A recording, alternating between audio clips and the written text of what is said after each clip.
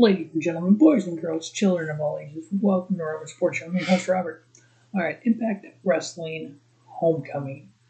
It was on Impact Plus and Fight TV last night, Saturday night, July 31st. I just finished it up now, so I'm going to get the review up. It was an okay show. One thing that I want to point out for Impact, if anyone's got the morning with Impact Wrestling gets word of this video, please, dear God, be live. Oh my God. Here's the problem when your talent goes to other companies and your talent is trending like Matt Cordova is. When you're taped, you've taped all this before that. So now you just lost out on any of that publicity. Because if you would have had Matt Cordova come out, bandaged up, carrying a GCW title, and presented it that way, I think people would have got behind him. I would have got behind him more. But you can tell it's taped because he wasn't beat up, taped up, nothing. Now, the announcers did say, well, there was big news with him this week. That they didn't say what it was, anything about it, nothing. You could tell the announcers weren't even in the arena.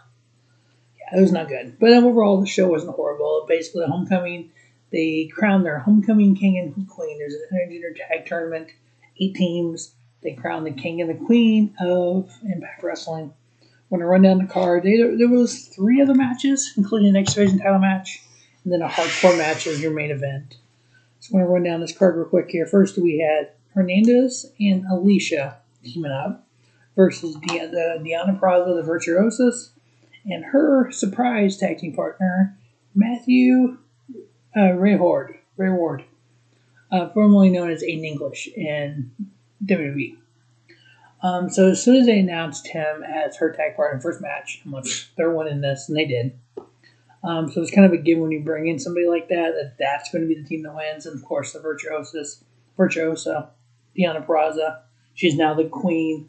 But this is the first round matchup, so they went ahead and won the first round. I give it 2.5. It was an okay match.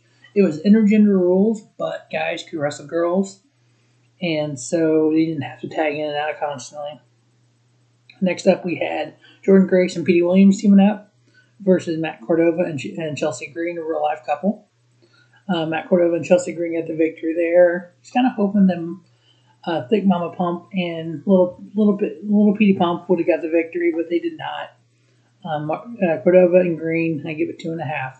It was an okay match. Next up, we had a team of Tommy Dreamer and Rachael Ellering, which was really cool because they came dressed as the Road Warriors. Tommy Dreamer had Road Warrior Animals face paint on, and then Rachael Ellering had Road Warrior Hawks face paint on. They had vintage Road Warrior shirts you can find on Pro Wrestling Tees.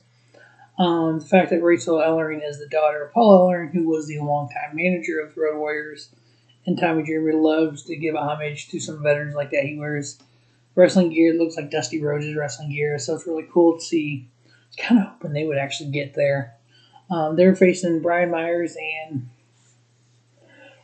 a mystery opponent, a mystery person. She was 57-year-old Missy Hyatt. She was a ballet for World Championship Wrestling. Not World, sorry. It was before WCW. And she was in ECW, and she's like 57 years old, never wrestled. This was trash. I give it like 2 stars. Tommy Dreamer, Rachael Ellering, they got the victory there. And the final first round matchup was Crazy Steve and Rosemary, part of Decay, versus Fallah Ball, and Tasha Steelz. Crazy Steve and Rosemary got the victory. I did give it 2.5. Next up, we had Willie Mack versus Deonna of Violence by Design. This was just an okay match. Violence by Design constantly gets involved. They're all around at ringside. So Willie Mack only had Rich Swann out there. It was kind of a filler match. Deonna got the victory. I gave it 2 3/4. Then round 2 of the intergender tournament, the King and Queen, Deonna Purrazzo and Matthew Rehwoldt versus Matt Cordova and Chelsea Green. Matthew and Deonna got the victory. I gave it 2 3/4.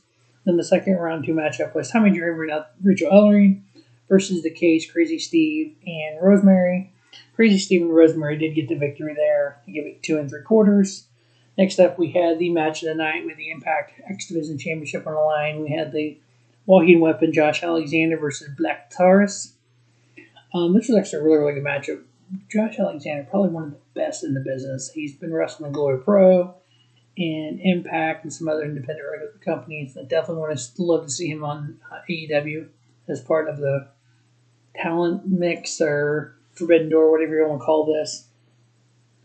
But Black Taurus took a tone. Black Taurus is that big, kind of burly kind of fight. He gores. He just, but he can also do the Lucha Libre style too, just like Josh Alexander. They had a spot in the middle of the match where they just basically punching one another in the face. Great match. Josh Alexander did get the victory, which was highly expected. I gave it 3.5. Really good match. And then the finals for the King and Queen Homecoming. Deonna Purrazzo, Matthew Rehwoldt versus Crazy Steve and Rosemary. Just like I said at the beginning, expected. Deonna Purrazzo, Matthew Rehwoldt was the King and Queen of Impact Wrestling. So the Virtuosa is the Queen. And then Matthew Rehwoldt is the King, which I would love to see him work his way up and get a title match because I think he would be really good against Kenny Omega for the Impact World title. Then our main event was a hardcore match. W.Morrissey versus Eddie Edwards. After what we have seen on AEW in the death match, these hardcore matches like this are just okay. We had trash cans, we had cookie sheets, we had chairs, we had tables, a couple table spots. W.Morrissey did put Eddie Edwards to the table on the outside.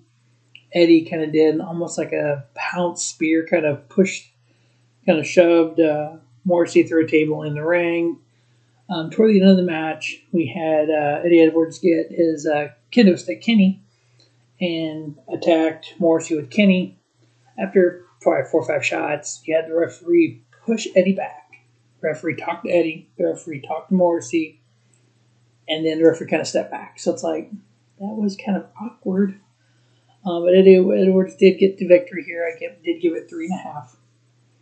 Again, being taped like this, the crowd just, we all know what has happened. I think you would have gotten more out of these shows if you could. If you want to tape your weekly show, fine. I wouldn't tape 4, 6, 8 at a time like you currently do. I would tape maybe 2, 3 at a time, if that, or every other.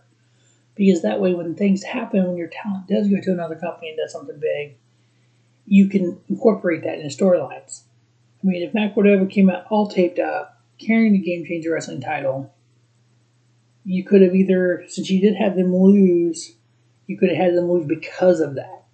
Or you could have them win because of that and kind of push them a little bit. But you're not playing off of that because it's all taped. But that's going to wrap up Homecoming, Impact Wrestling Homecoming. We crowned their King and Queen. We had a hardcore match, X-title match.